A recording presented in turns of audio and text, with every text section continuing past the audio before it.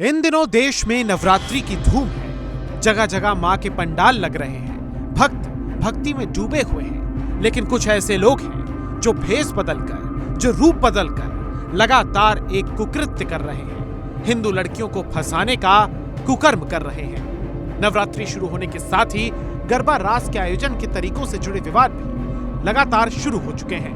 मध्य प्रदेश के इंदौर या फिर अन्य शहर, वहां से कुछ ऐसी घटनाएं सामने आई हैं जिसने हिंदू संगठनों को आक्रोश में डुबो दिया है। इंदौर के भंवरकुआ इलाके में कई सालों से हो रहे गरबा को इस बार निरस्त कर दिया गया। वजह, इसके आयोजक का नाम फिरोज खान था।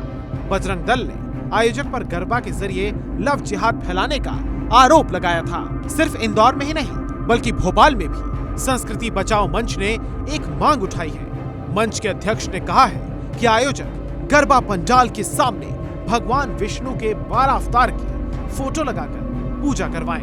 12 अवतार लेकर भगवान हरि ने पृथ्वी को उठाया था। पंचगव्य का छिड़काव कर और पिलाकर लोगों को प्रवेश दें। इसके अलावा भी हाल ही में इंदौर में एक बार फिर से एक वर्ग विशेष के युवक को गरबा करते हुए पकड़ा गया। युवक एक लड़की के साथ गरबा कर रहा था।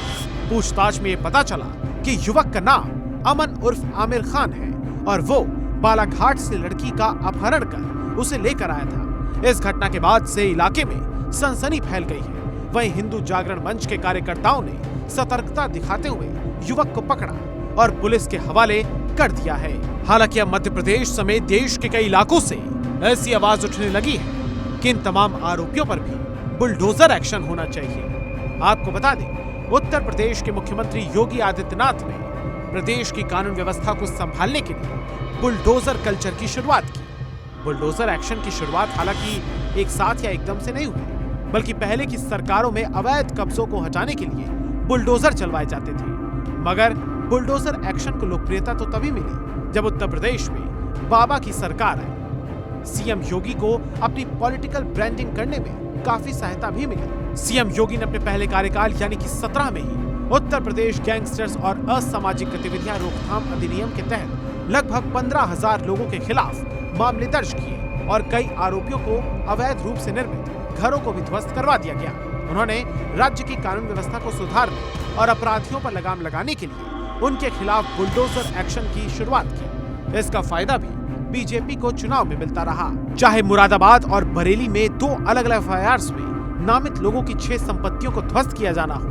पहला मामला 22 जून को बरेली में गोलीबारी से जुड़ा, जबकि दूसरा 26 जून को मुरादाबाद में एक विवाहित महिला को उसके मायके से अपहरण करने की कथित कोशिश से संबंधित था।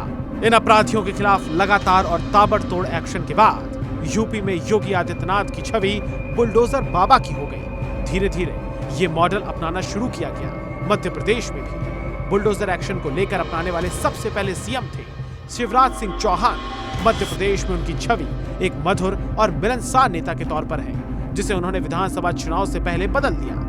शिवराज ने खरगोन में हुई सांप्रदायिक हिंसा झड़प में अप्रैल 2022 में बुलडोजर एक्शन का फैसला किया।